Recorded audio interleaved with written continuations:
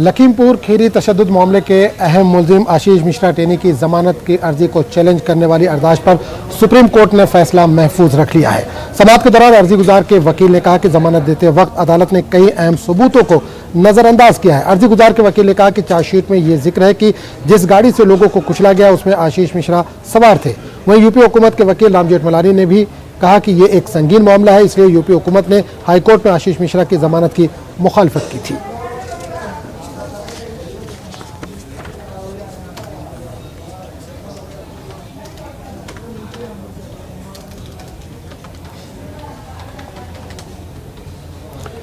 Ukraine ने Kyiv में बुशला इलाके में कत्लेआम का इल्ज़ाम लगाया है रूस पर। यूक्रेन के प्रोसिक्यूटर जनरल का कहना है कि बुचा से अब तक 410 लाशें बरामद की जा चुकी है। यूक्रेनी सदर ज़ेलेंस्की ने वीडियो पैगाम में कहा कि सैकड़ों अफराद रूसी जारहियत के नतीजे में हलाक कर दिए गए। इन्होंने रूसी फौज को कातिल, दरिंदा सिफत और लुटेरा करार दिया। अक़वाम मुत्तहिदा के सेक्रेटरी जनरल ने भी इसका इंकशाफ किया है और सदमे का इजहार किया। इन्होंने इस मामले में आज़ाद जाँच का मुतालबा किया है।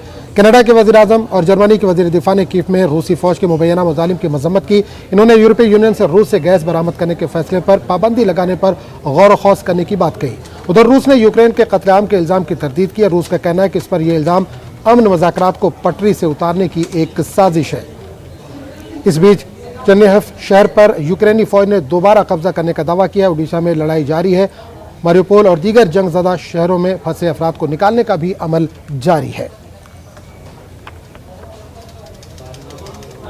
Президенти зазвичай не записують таких звернень, як це. Але сьогодні я повинен сказати саме так.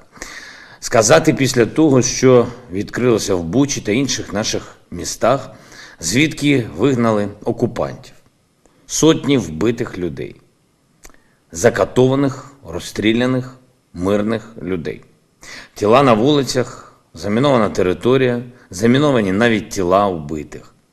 Повсюди наслідки мародерства.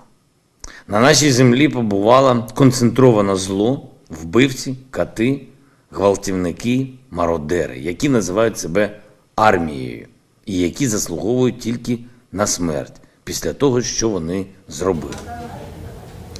पाकिस्तान की कौमी असम्बली में डिप्टी स्पीकर कासिम रसूल सूरी की